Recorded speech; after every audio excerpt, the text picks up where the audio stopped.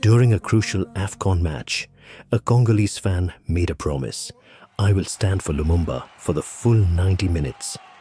And he did. DR Congo gave everything, but Algeria were ruthless.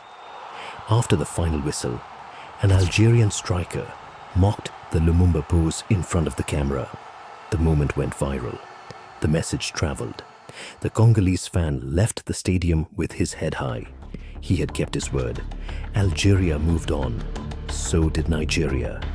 Nigeria faced Algeria in a decisive match. Nigeria knocked Algeria out of the AFCON. The roar was louder than football.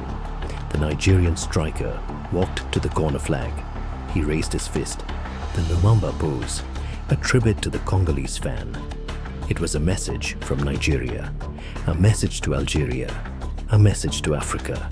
We see you, we respect you, we remember. Different countries, different languages, different jerseys, but one Africa, one struggle. It was about respect. It was about Africa. Now, who was Lumumba? And what struck this solidarity? We pick this story up from the Berlin Conference, the scramble for Africa. Africa, a continent of life and legacy. In November 1884, European powers met in Berlin, Germany. They met to decide the fate of an entire continent. They did not invite a single African representative. The official purpose was to promote trade and civilization and to create rules for occupation and commerce in Africa. The real purpose was to divide Africa among themselves and prevent European rivals from interfering. Africa was not empty. It was home to hundreds of ethnic groups, languages, kingdoms, and empires, with histories stretching back centuries. But none of it was on the agenda. They created rules to legitimize conquest and partition. On paper, it looked like order. In reality, it was a green light for colonization. They drew and redrew the lines. Borders were drawn with rulers, not understanding the land or the people who lived there. In the end, families, languages, and communities were divided. Enemies were forced together. Friendships were separated. And that legacy created the present-day boundaries on the African continent today. The decisions made in Berlin shaped Africa's struggles and its resistance for generations. One of the countries that evolved from this division, however, emerged first as a property to Leopold II, King of Belgium. He claimed Congo as his personal property, and he would rule it with greed, cruelty, and unforgettable brutality. He called the region the Congo Free State. Leopold did not bring civilization. He brought exploitation. He did not build schools. He built a system of fear. He did not seek progress. He sought profit at any cost. Entire villages were forced to meet impossible rubber quotas. Failure meant punishment. Punishment meant mutilation. Mutilation meant terror. Terror meant control. When resistance arose, Leopold's forces did not negotiate. They massacred. Thousands were killed in cold blood. Men, women, and children. It is estimated that between 10 and 15 million Congolese perished under Leopold's rule. Reports from missionaries, travelers, and campaigners triggered one of the first major international human rights campaigns. The world demanded action. In Belgium, Parliament debated the scandal that could no longer be ignored. In 1908, under intense international pressure, Belgium annexed the territory. The ruler had changed, but for many Congolese, life remained dominated by colonial rule. The end of Leopold's rule brought administrative reforms and tighter state oversight. But political power remained firmly in Belgian hands. It would take another half-century before the Congolese people would begin their final struggle for independence. He begins the story of our figure, Patrice Lumumba. Every great leader has a beginning. This is the story of Patrice Lumumba, a voice that would awaken a nation. Patrice Lumumba was born on the 2nd of July 1925 as Isaye Tasumbu Tawosa in Onalua, in Kasai province, in what was then the Belgian Congo. He was raised in the Catholic Church, where he learned the values of compassion, discipline, and dignity. Lumumba's hunger for knowledge took him through several schools. Lumumba was known for being a vocal, precarious young man, regularly pointing out errors of his teachers in front of his peers. Lumumba wrote poetry from a young age. Many of his works carried anti-imperialist themes, speaking of freedom, dignity, and the awakening of Africa, signposting a path to where his future was headed. He worked as a traveling beer salesman in Leopoldville and as a postal clerk in Stanleyville for 11 years, and eventually as a PA with Pierre Clermont, who was a French sociologist conducting a study in Stanleyville. The year 1952, he co-founded and subsequently became the president of the Stanleyville chapter of ADAPES, an alumni association for former students at Choate schools, even though he had not attended one. He was working to survive, learning to lead beyond boundaries. In 1955, Lumumba took a new path to leadership.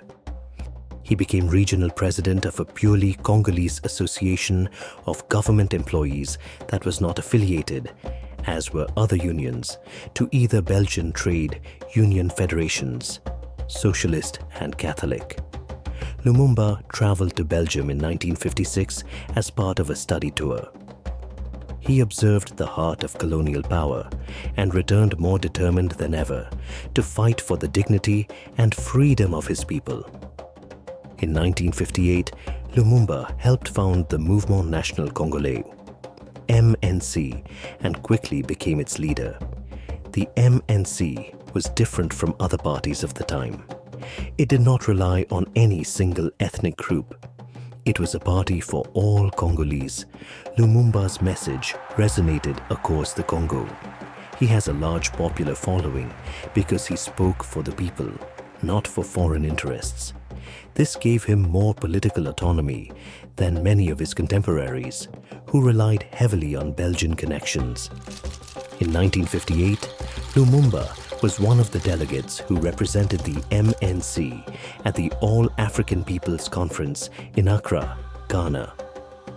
The conference, hosted by Ghana's president, Kwame Nkrumah, a champion of Pan-Africanism, brought together leaders and representatives from across Africa to discuss freedom, unity, and the end of colonial rule. Lumumba further solidified his Pan-Africanist credentials. He spoke passionately about the struggle of African peoples and the need for unity, dignity, and self-determination.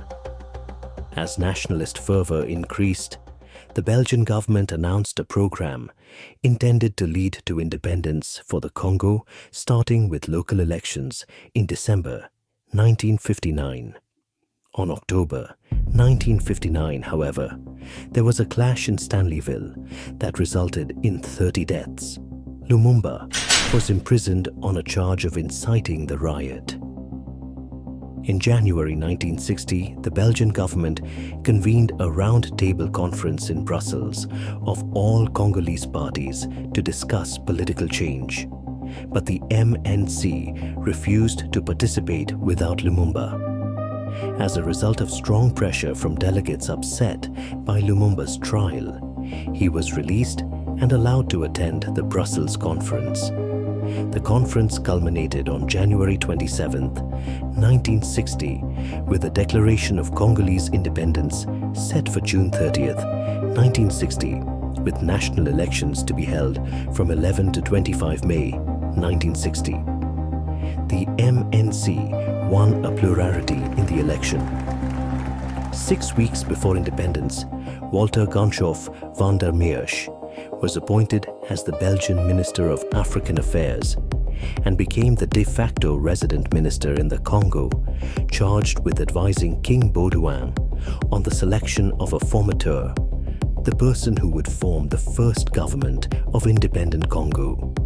Ganshof made 3 suggestions: Patrice Lumumba as the winner of the election, Joseph Kasavubu, the only figure with a reliable national reputation associated with coalescing opposition, and a third individual who could unite the competing blocs. Ganshof appointed Lumumba to investigate the possibility of forming a national unity government. Deadline, June 16th. The same day, the parliamentary opposition coalition was announced. Leaders remained entrenched. They refused to meet. Ganshof tried to mediate, but by June 16th, Lumumba's mission seemed doomed. Ganshof declared Lumumba had failed and terminated his mission. Baudouin named Kasavubu formateur. Kasavubu formed a government without the MNCL. Key leaders rejected it. Talks between Lumumba and Kasavubu failed. June 21st, 1960, in the Chamber of Deputies, Joseph Kasongo of MNCL was elected president with 74 votes. Between 22nd and 23rd June, negotiations were intense. Offers were made, demands were raised. At 22:40 hours on 23rd June in the Palais de la Nation, Lumumba delivers his main speech. The debate was fierce. Threats of secession, accusations, obstructions. On June 24th, another heated debate in the Senate. The Lumumba government is officially invested. He was asked to form the first government, June 30th, 1960. Independence Day. King Baudouin's speech included the words, "Don't compromise the future with hasty reforms. Don't be afraid to come to us. We will remain by your side, give you advice." He praised Leopold, ignoring the atrocities of the Congo Free State. Lumumba, who had not been slated to speak, gave an impromptu speech with which he replied, "For this independence of the Congo, no Congolese worthy of the name will ever forget that it was by fighting that it has been won. A struggle of tears, of fire, and of blood, indispensable to put an end to the humiliating slavery imposed upon us by force." For this, he was criticized by the foreign news media, but he was respected by his people.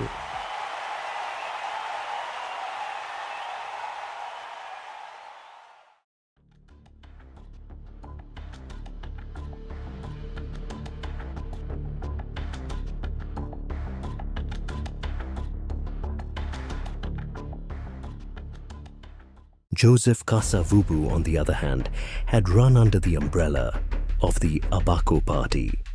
And during the 1960 Belgian Congo general election, Abako finished a distant third, a disappointing result for Kasavubu's regionalist and conservative party.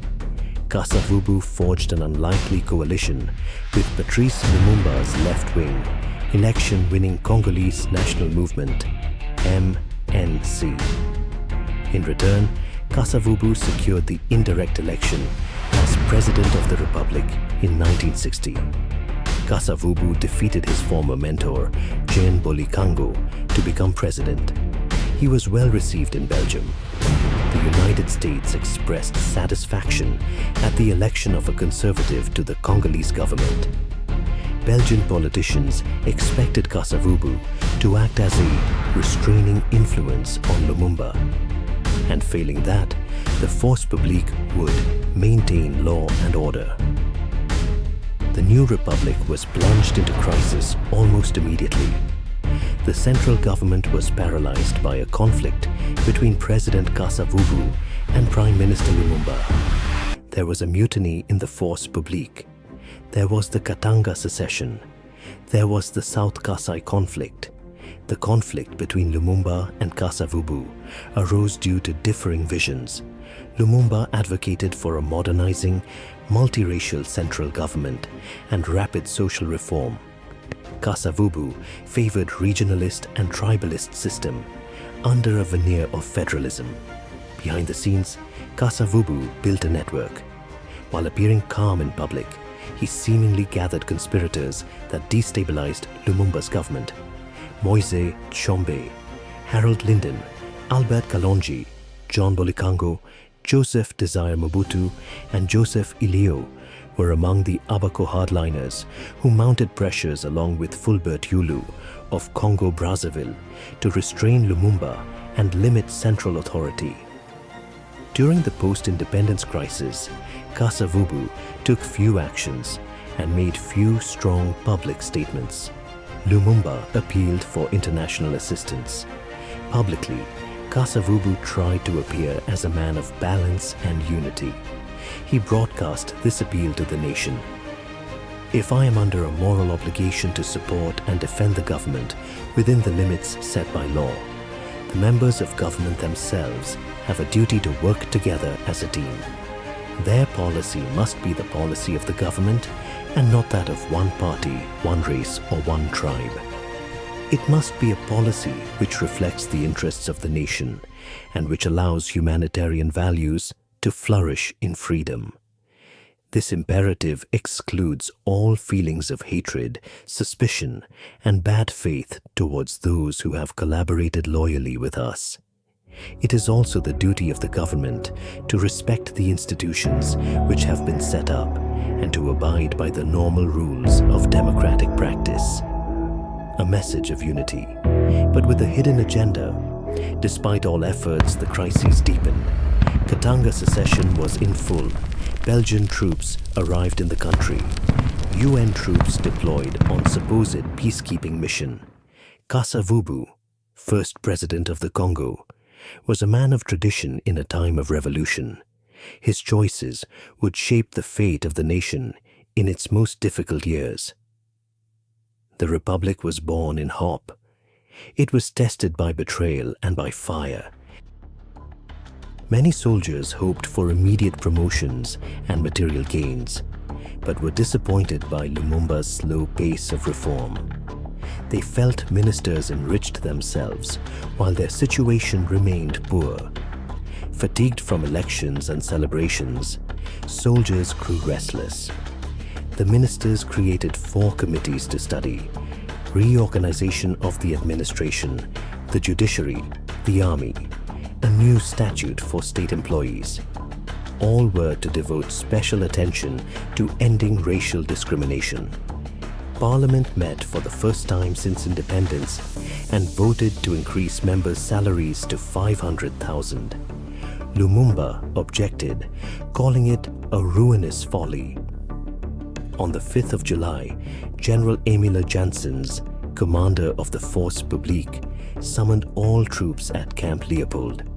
He demanded discipline and wrote on the blackboard, "Before independence equals after independence," as if to insinuate that nothing changes.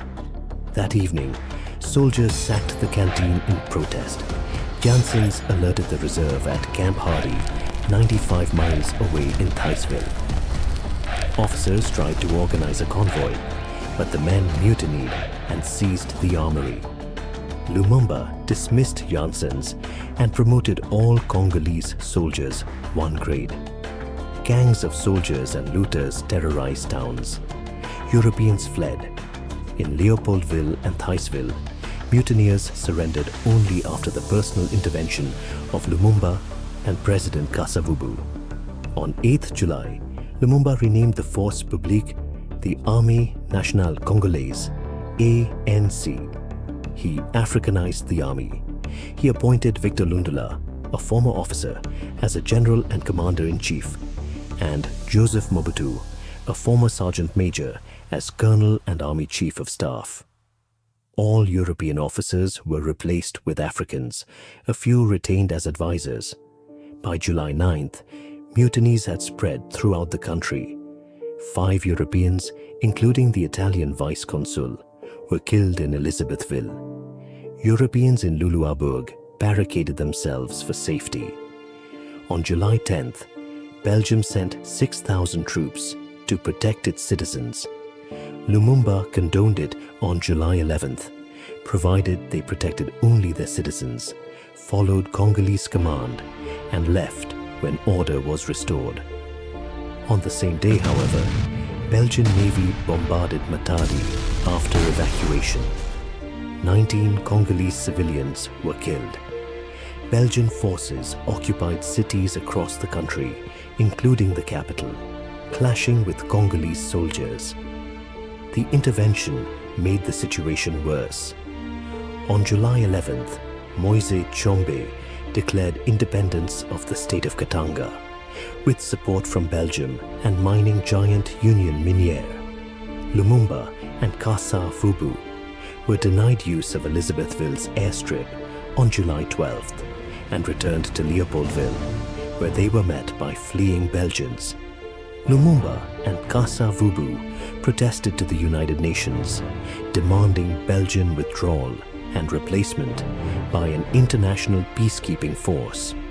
UN Security Council Resolution 143 was enacted, the immediate removal of Belgian forces and establishment of United Nations operations in the Congo, ONUS. Lumumba requested UN troops to suppress the rebellion in Katanga, but they were not authorized to do so under their mandate. On July 14th, Lumumba and Kasa Vubu broke off diplomatic relations with Belgium.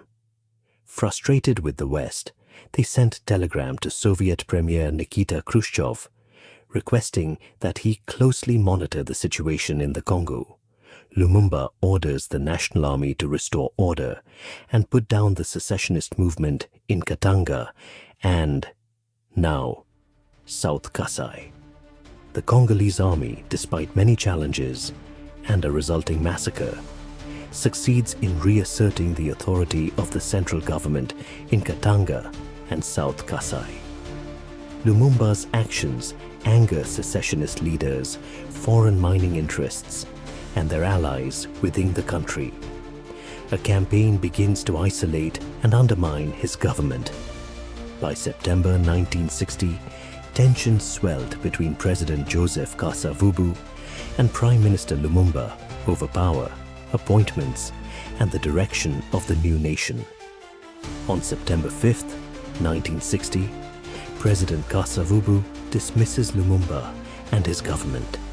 He blames Lumumba for the military actions during the Troubles and for the involvement of the Soviets in the Congo.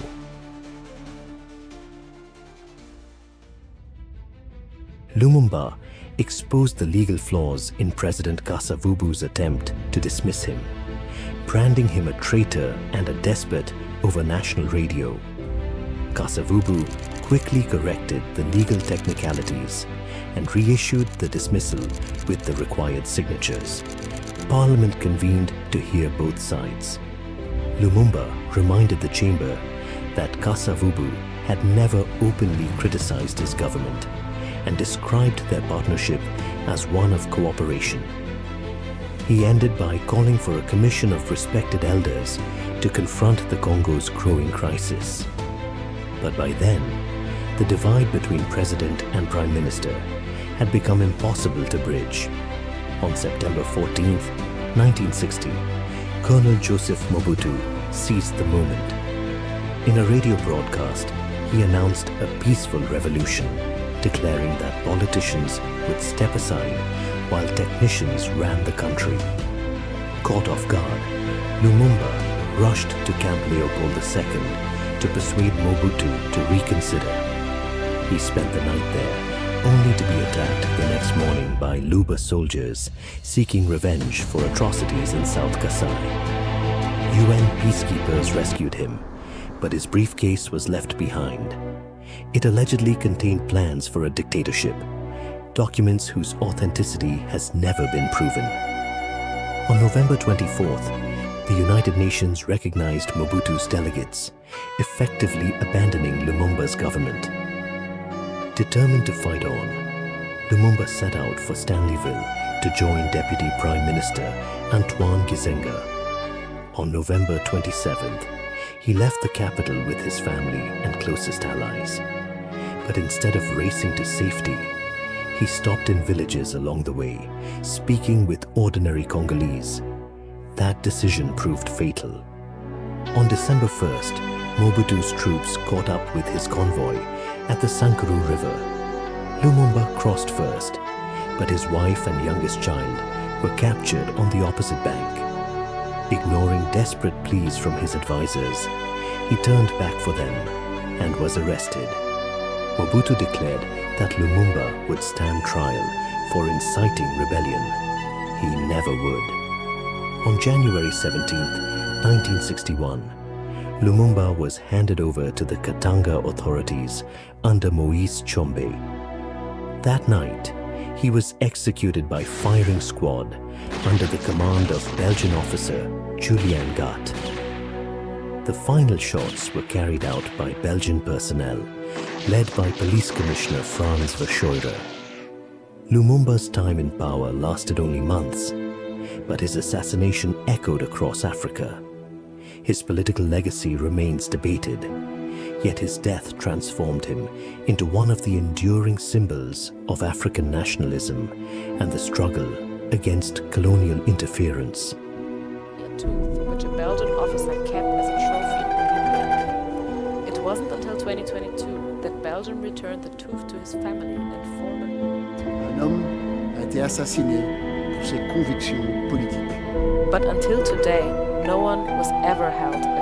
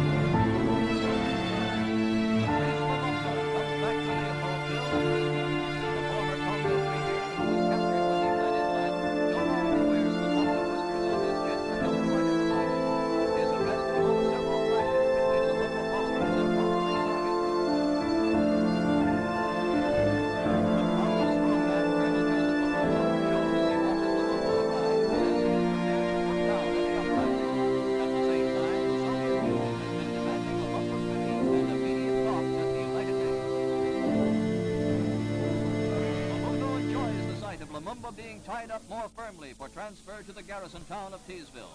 A soldier tries to stuff into Lumumba's mouth a crumpled speech. Congo's independence, giving an impromptu and fiery speech. Nous avons connu les ironies, les insultes, les coups que nous devions subir matin, midi et soir parce que nous étions des nègres. The man in white is the Belgian King Baudouin. He was shocked that Lumumba dared to speak about the atrocities committed by Belgian colonialists. Baudouin and other Western leaders saw Lumumba as a threat to their power, and above all, they wanted to keep control of Congo's mineral resources. So they sided with his political enemies and orchestrated his assassination. Congolese and Belgian officers executed Lumumba on January 17, 1961. The assassination had the tacit consent of the... If you enjoy these retellings of socio-political history, don't forget to like, subscribe, and share. Every subscription helps us bring more remarkable stories back to life.